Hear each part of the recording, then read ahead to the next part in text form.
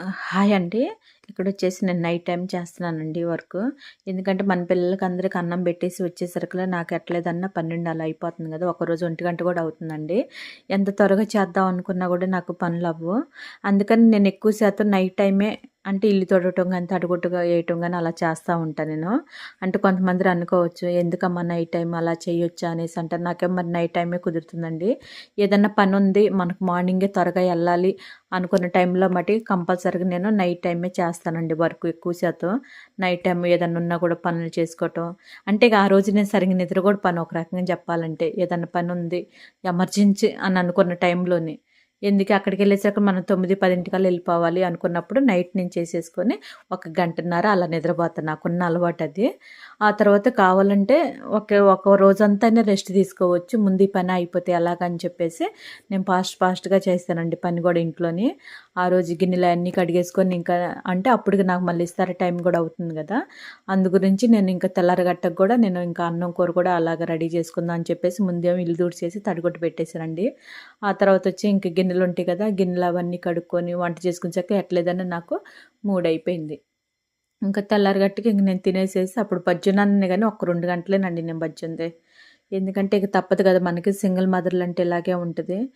అంటే ఎంతమంది ఉన్నా కూడా మనం ఒక బాధ్యత తీసుకున్న మనం ఒక పని చేసేటప్పుడు మన మనం అంటే ఏమంటారు భారం మొత్తం ఒక మనిషి మీద పడినప్పుడు ఆ బాధ్యత మొత్తం ఒక మనిషే తీసుకునేటప్పుడు అది ఎంత కష్టంగా ఉంటదనేది నాకు మటికి తెలుసండి. నాలాగా ఇంకా కొంతమందికి ఉంటది కదా! ఇలాగే ఉన్నవాళ్ళు మటికి కంపల్సరీగా మెసేజ్ చేయండి.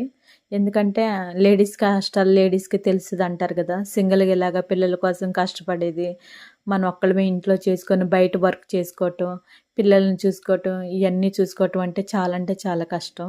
ఇంక నాకు ఒక్కడు కాబట్టి సరిపోయింది. కొంతమందికైతే ఇద్దరు, ముగ్గురు ఉండి కూడా సింగిల్‌గా ఉండి సింగిల్ మదరే చూసుకోవటం అన్నీ ఒక అంటే ఇంక ఎవరి నుంచి ఏ సపోర్ట్ లేకోకుండా అలా పెంచడం అంటే చాలా కష్టం గదా! అలా ఉన్నవోళ్ళు చాలామంది ఉంటారు. పాపం చాలా బాధేసిద్ది. నాకు అవునులే నాకు ఒక్క కొడుకే గదా! ఏముందని అనిపిస్తుంది ఇప్పుడు. అయినా నాకు ఒక్క కొడుకయినా సరే ఒక్కోసారి బాధ అనిపిస్తది. అమ్మో! మనం ఇలాగా అంటే అటు ఇటుగా ఉన్నవాళ్ళం గదా మనం. పుడితేనేమో అదే ఉన్నవాళ్ళకి అన్నం పెట్టాలంటే లేకపోతేనేమో లేనోళ్ళకి అన్నం పెట్టాలన్నట్టుగా అలాంటి పరిస్థితిలో మనం ఉన్నప్పుడు మనకి కష్టాలు ఎలా ఉంటాయి అనేది మీకు కూడా తెలుసు గదా! ఇంక మనం వర్క్ చేసుకునే విషయంలోనైనా సరే ఏదైనా సరే ఇగ అంతే ఇగ. ఇంక నాకసలకి ఏదైనా చెప్పాలన్నా గూడా ముందు నా బాధేస్తుంది టెన్షన్ వల్ల కొంచెం. అందు గురించి నేను ఎక్కువ గూడా మాట్లాడలేకపోతున్నా. ఇక్కడ అందుకని నేను వాయిసే ఇస్తున్నాను నేను కేవలం. ఆ వీడియోలో గూడా ఏం చెప్పకుండా పని చేసుకుంటానే ఉన్నా. ఎందుకంటే నాకు బాగా ఆ రోజంతా నీరసంగా ఉందండి. నిజంగా నిద్రపోదాం అనుకున్న టైంలోనే నాకసలకి ఆ రోజు ఇంకా నా పని అవ్వలేదు. నాకు కుదరలేదు. చాలా అంటే చాలా అలసిపోతున్నా నేను గూడా.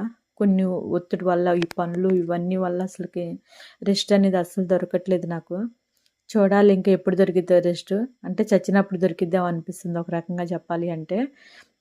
ఇక మళ్ళీ మార్నింగే స్టార్ట్ చేశానండి. మార్నింగ్ లేసేసి ఎమ్మటనే ఇంక రెడీ అయ్యేసి ఎళ్ళిపోయాం. ఇంక అంటే ఇంటిలో వండేసా కదా ఎలాగో.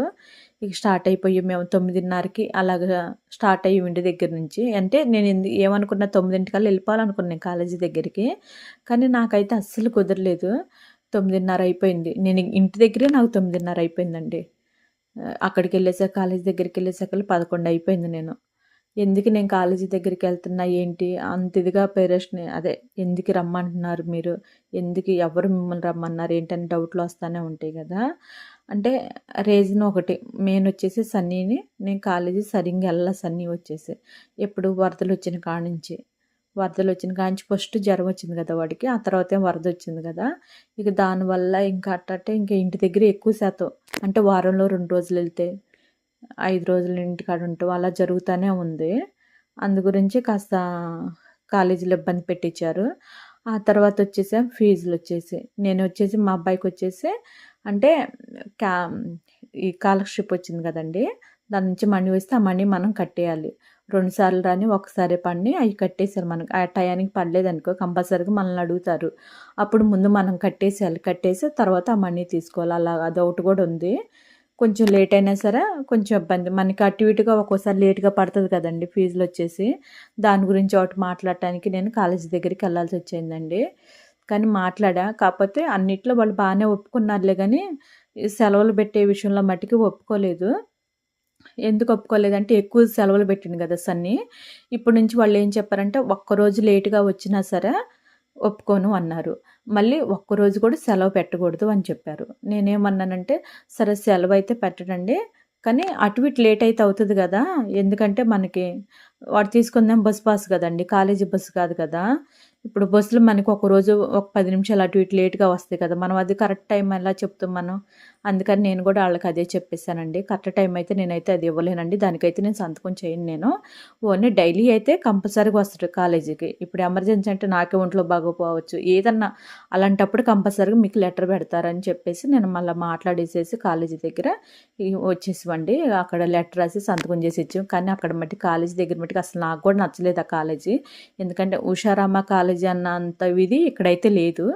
నాకు ఎందుకో ఇక్కడ నచ్చల. వాళ్ళు మాట్లాడే విధానం గానీ, వాళ్ళు కొంచెం ఒక గంట లేట్ అయినా సరే గంట కాదు ఒక 10 నిమిషాలు లేట్ అయినా సరే రూ. 100 తీసుకుంటారు. ఎమర్జెన్సీ అని బయటికన్నా పంపించరు. సరే ఏదో ఒక రూపాయి ఏదో ఒకటి వస్తది కదా! అది కూడా వాళ్ళు సహకరించరు. దేనికంటే దేనికి వాళ్ళు సహకరించరు. ఫంక్షన్‌లకన్నా డబ్బులివ్వాలి వాళ్ళకి. అక్కడ కాలేజీలో ఫంక్షన్ ఏది జరిగినా కూడా మనమే డబ్బులివ్వాలి. మనమేమన్నా ఉన్నవాళ్ళమా? అది కూడా వాళ్ళు అర్థం చేసుకోరు. అదంటే కంపల్సరీగా ఇవ్వాల్సిందే అంటారు. 500 600 700 సరే అలా ఇవ్వాలంట. నేను ఇప్పటి వరకు 1800 కట్టా నేను. ఒక 3 సార్లుగా. అప్పుడు మీకు అర్థమవుతది కదా! 3 సార్లుకి నేను 1800 ఇచ్చా. ఉచితంగా ఊరికనే. మనం ఫంక్షన్‌కి ఎళ్ళకపోయినా సరే మనం ఇవ్వాలి. అది రూల్స్ అంతే అక్కడ కాలేజీలోనే. అంటే ప్రతిసారి ఫంక్షన్‌లు జరుగుతాయి అక్కడొచ్చేసి. ప్రతిసారి డబ్బులు తీసుకుంటారు. ఇక్కడున్న కాలేజీది. ఏం చేస్తే తప్పదు కదా! ఇంకొక సంవత్సరం కష్టపడితే బాధలుండవు.